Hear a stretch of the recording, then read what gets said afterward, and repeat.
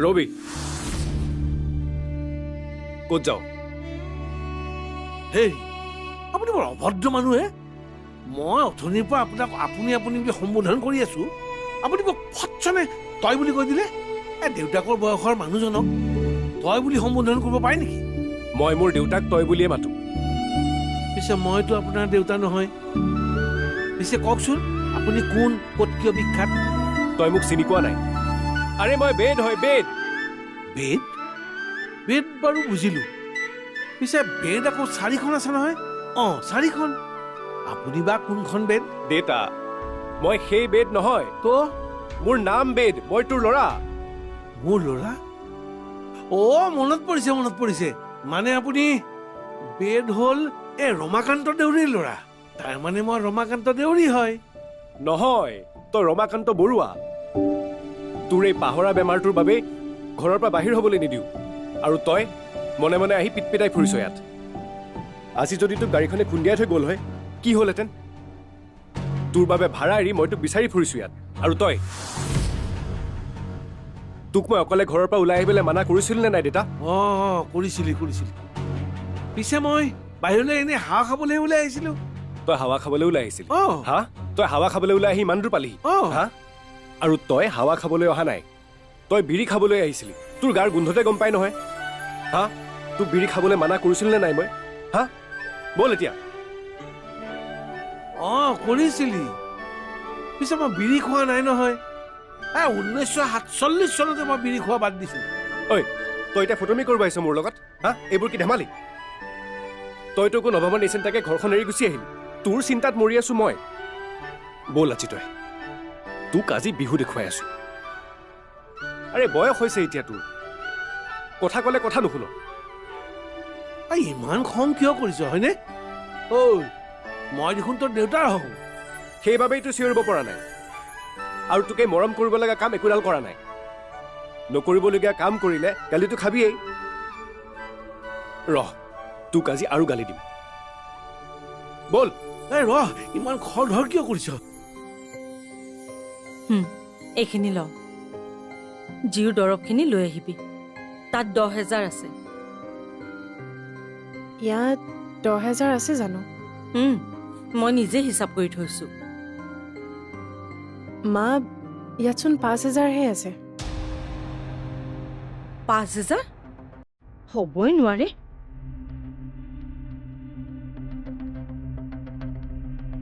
অ' 5,000হে আছে সেয়া কেনেকে হ'ল ল'ৰাটোতো মোক 10,000 টকা দিছিল তুমি সঁচাকৈ হিচাপ কৰিছিলাতো দুবাৰকৈ হিচাপ কৰিছো আৰু ইয়াত থওঁতেও হিচাপ কৰিছো পুৰাপুৰি 10,000 আছিল তেনেহ'লে ইয়াৰ পৰা পইচা কেনে কি হ'ল তাকেইতো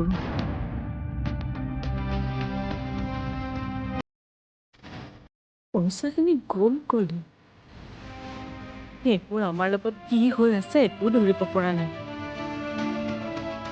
ৰাস্তাৰ পৰা তোৰ বেগ চুৰ কৰি নিলে এতিয়া আকৌ ঘৰত থোৱা পইচাখিনি জেগাৰ পৰাই নাইকিয়া হ'ল সেই পইচা এতিয়া আমাৰ কাৰণে কিমান বেছি মূল্যৱান সেয়া কেৱল আমিহে বুজি পাওঁ আৰু এতিয়া মা তুমি চাগে বাকী 5,000 আন ক'ৰবাত থৈ দিছা আৰু কিজানি পাহৰিব পাৰা আন ক'ৰবাত গাঁৱৰ ল'ৰা গাঁৱে গাঁৱে বন্তি জ্বলাই যাওঁ আমি গাঁৱৰ ল'ৰা গাঁৱে গাঁৱে বন্তি জ্বলাই যাওঁ মোৰ গালি শুনিব নোৱাৰি সি এতিয়া গান গাই দেখুৱাইছে আৰু শুন তই এতিয়া পিটপিটাই ফুৰিব পৰা ডেকা ল'ৰা নহয় বুঢ়া হলি তই এদিন তই বুঢ়া হবি তই বুঢ়া বুলি এটিকিং নকৰিবিচোন গানটোত লিখা আছে গাঁৱৰ ল'ৰা গাঁৱে গাঁৱে বন্তি জ্বলাই যাওঁ আমি মই কি গাঁৱৰ বুঢ়া গাঁৱে গাঁৱে বন্তি জ্বলাই যাম বুলি ক'ম নেকি যি গাঁও গাবি কিন্তু ইয়াত নহয় ঘৰত গাবি দাদা দেউতা তই মোক নোকোৱাকে কলৈ গুচি গৈছিলি ৰ তই ঘৰত থকা অৱস্থাত দেউতা ঘৰ এৰি কেনেকে ওলাই আহিব পাৰিলে আৰে কি আৰে হা তোক মই কি কৈছিলো নিজৰ কাণ দুখন সদায় খাৰা ৰাখিবি তই যদি কামত ব্যস্ত থকা বা টোপনি ধৰে মেইন দৰ্জাত তলা মাৰিবলৈ কৈছিল নে নাই মই তোক কৈছিলি কিন্তু কিন্তু কি হা আজি যদি দেউতাৰ কিবা এটা হ'লহেঁতেন, কি হ'লহেঁতেন আজি? উফ ৰাম, মোৰ একো নহয় একো নহয়। হেৰ' মোৰ বাবে তাইক গালি দিয়াটো বন্ধ কৰ। তাইৰ গাত একো দুখ নাই নহয়, দুখটো মোৰ। তই কলি বুলিয়েই তাইনো মোক কিমান নজৰ দিব কচোন? তাইৰোতো নিজৰ বুলি জীৱন এটা আছে। শুন, আমাৰ প্ৰত্যেকৰে জীৱন ইটো সিটোৰ লগত জড়িত হৈ আছে। গতিকে আমি নিজৰটো বাদ দি আনৰো চিন্তা কৰিব লাগিব। আৰু বিন্দু, পুনৰ যাতে আমাৰ ডেকা ল'ৰাই ঘৰ এৰি পিটপিটাই নুফুৰে, তাৰ বাবে চকু দিবি তই। শুনিলি? ব'ল এতিয়া। গাঁৱৰ ল'ৰা গাঁৱে গাঁৱে বন্তি জ্বলাই যাওঁ আমি, গাঁৱৰ ল'ৰা গাঁৱে গাঁৱে বন্তি জ্বলাই।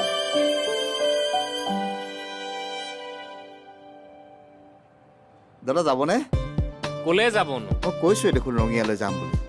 যাম, কিন্তু মই নাযাওঁ, মোৰ বন্ধুজনহে যাব। অলপ সময় ৰৈ দিয়ক, সি আহিব। বেছি দেৰি হ'লে কিন্তু গুচি যাব। ক'লে গুচি যাবনো? এই ৰঙিয়াখনতো ৰঙিয়াতে থাকিব। নহয়, মই মানে মোৰ হেৰিৰ কথা কৈছোঁ, মানে মোৰ গাৰ্লফ্ৰেণ্ডৰ কথা কৈছোঁ। যদি তাই গুচি যায় মই এনেই অহাৰ নিচিনা হ'ব। চাওক, তাই যদি আপোনাৰ সঁচাকেই প্ৰেয়সী, আপোনাৰ কাৰণে তাই 7 জনমলৈকে ৰৈ থাকিব। গতিকে আপুনিও অকণমান ৰওক। বেদ আহি আছে, সি আহিলে আপুনি গুচি যাব পাৰিব। বেচেৰা আজি দিনটোত এটা ভাড়াও মৰা নাই। আপোনাৰ ভাড়াটো যদি পায়, তেতিয়াহে দিনটোত কিবা এটা ওলাব। আপুনি যদি ৰ'ব পাৰে ৰওক, নহ'লে বেলেগ গাড়ী এখন বিচাৰি লওক। হ'ব দিয়ক, মই ৰৈছোঁ, কিন্তু সোনকালে আহিবতো।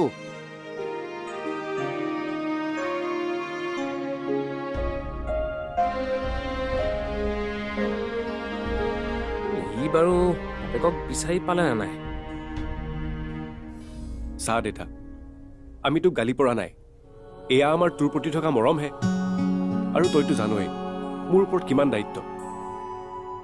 তোৰ দৰৱ পাতি, ভণ্টিৰ পঢ়া শুনা, ঘৰৰ ৰেচন পাতি, এই সকলোবোৰ মই গাড়ী চলালেহে আহে। তাতো গাড়ীৰ মালিকক আধা ডিউটি যায়। এতিয়া গাড়ী এৰি তোৰ পিছে পিছে দৌৰিলে অংকবোৰ নিমিলিব নহয়। আৰু দাদাৰ সেই অংকবোৰ তেতিয়াহে মিলিব যেতিয়া সি শান্তিৰে গাড়ী চলাব পাৰিব। সেইকাৰণে মই তোক কওঁ, তোৰ যদি কৰিবলৈ যাবলৈ মন যায় মোক কবি, মই ফুৰাই আনিম নহয়। হ'ব দে, এইবোৰ ভুল আৰু নকৰোঁ। মোৰ সেই পাহৰা অভ্যাসটোৰ কাৰণে তহঁতৰ সমস্যাবোৰ বাঢ়িছে ন? দেউতা, তই বাজে কথা নকবি। শুন, তই আমাৰ দেউতা হয় দেউতা, আৰু দেউতা কেতিয়াও কাৰো সমস্যা হ'ব নোৱাৰে। বুজিলা মোৰ শুনা মোৱাটো? চাওঁ মই অকণ মৰম কৰি দিওঁ।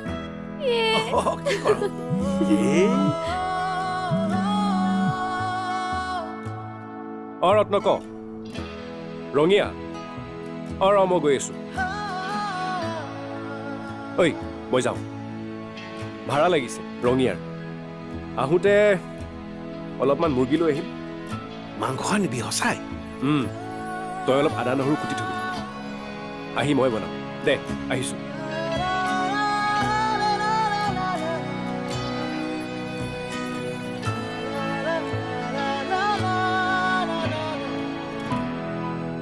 ইয়ালৈ বৰ বেয়া লাগে অ'।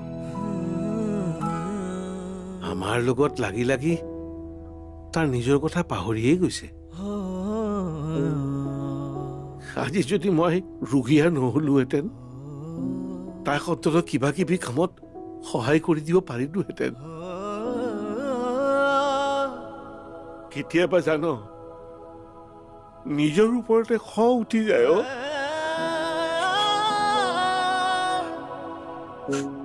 দেউতা, তই যদি এনেকৈ এতিয়া ব্ৰহ্মপুত্ৰ বোৱাও, মই কিন্তু দুৰ্গামাৰ ৰূপ ল'ম হ'লে। হেৎ। গতিকে তই চকু পানী এৰ, চাহপানীত মন দে। আজি মই তোক চাহ খুৱাই দিম। নালাগে নালাগে। চাবিচোন দেই, বেছি গৰম নেকি? চাওঁ, বেছি গৰম। গৰম আছে। খুৱাই ল। ভাল হৈছে চাহকণ? ভাল হৈছে। হেল্ল' জিয়া, পাৰ যদি তোৰ অফিচতে কিবা এটা কাম দেচোন মোক। এটলিষ্ট তই ক'লে বছে কিবা এটাতো কৰিব। আৰু যিহেতু তই ইমান বছৰে কোম্পানীটোত কাম কৰি আছ। কৰিতো আছো, কিন্তু বৰ্তমান আমাৰ এটা পোষ্টটো খালী নাই। তই আগতে নকলি যে। তেতিয়া কিবা এটা কৰা অনুভৱেই হোৱা নাছিল, কিন্তু এতিয়া অনুভৱ কৰিছোঁ। আচলতে আমি ভবাৰ দৰে জীৱনটো ইমান সহজ নহয়। যেতিয়ালৈকে মূৰৰ ওপৰত দেউতা নামৰ আকাশখন থাকে, আমি একো কষ্ট নোপোৱাকৈ মুকলি মনেৰে উৰি ফুৰোঁ। কিন্তু যেতিয়া হ'ব দে, মই মোৰ ফালৰ পৰা সম্পূৰ্ণ চেষ্টা কৰিম, তই বেছি চিন্তা কৰি নাথাকিবি। Thank you. বাই। অনু, দেখিলি এতিয়ালৈকে তাই ঘৰ আহি পোৱা নাই, আৰু ইমানকে ফোন লগাইছো, ফোনটো তাই লগা নাই। মই তোক কৈছো নহয়, সেই 5,000 টকাটো তাইয়ে নিছে। মোৰ মতে তাই নিয়া নাই, আৰু সকলোবোৰ কথা জানি ইমান ডাঙৰ ভুল তাই নকৰে। আৰু যদি কৰিছেও তুমি তাইক একো নক'বা। যি ক'ব লগা আছে মই তাইক ক'ম।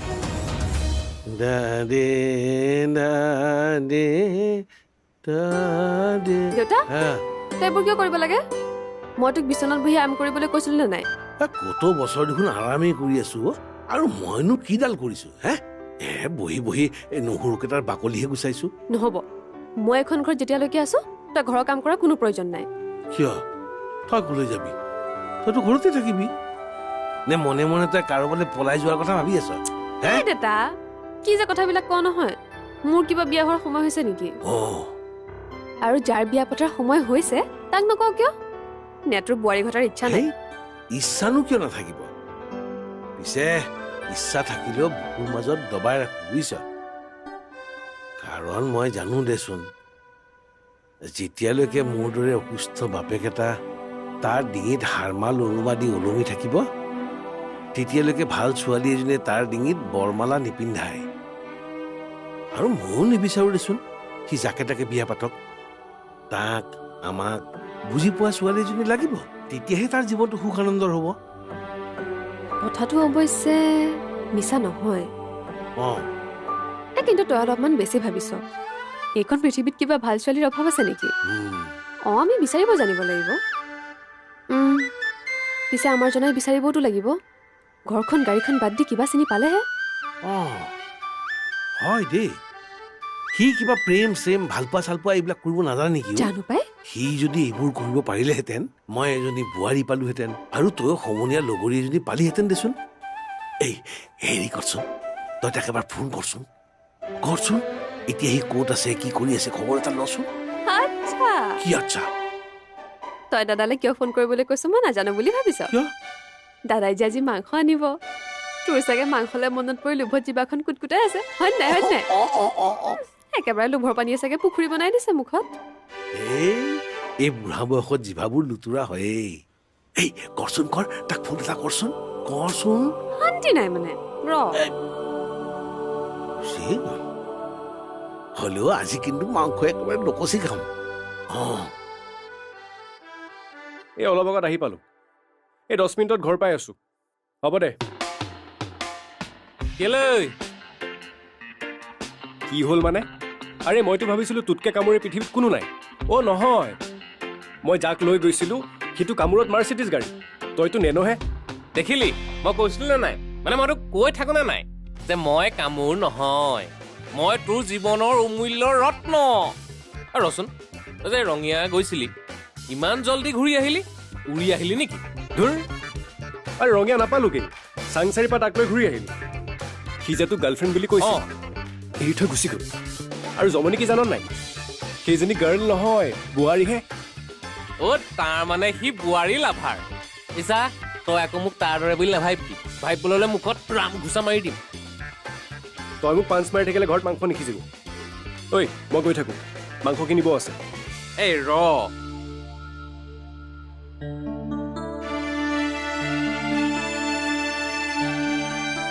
এইটো ল, তোৰ যে দেৰি হ'ব সেইটো কথা মই জানো, সেইকাৰণে কিনিয়ে থৈছিলো। বা, তই ইমান চিন্তা কৰ মোৰ বাবে? তোৰ দেউতাৰ কাৰণে। তোৰ দেউতাই মাংস খাই কিমান ভাল পায় সেইটো কথা মই জানো। ঐ, তই গৈ থাক, ময়ো যাওঁ। মাংসৰ পইচাটো লৈ যা। এই গাড়ী ষ্টেৰিঙৰ শপত, তই যি মোক পইচা দিবলৈ হয় নহয়, তোৰে মোৰে মানে যিখন দস্তি গাড়ী, সেইখন এনেকে নি ভুৰুত পেলাইহে দিম।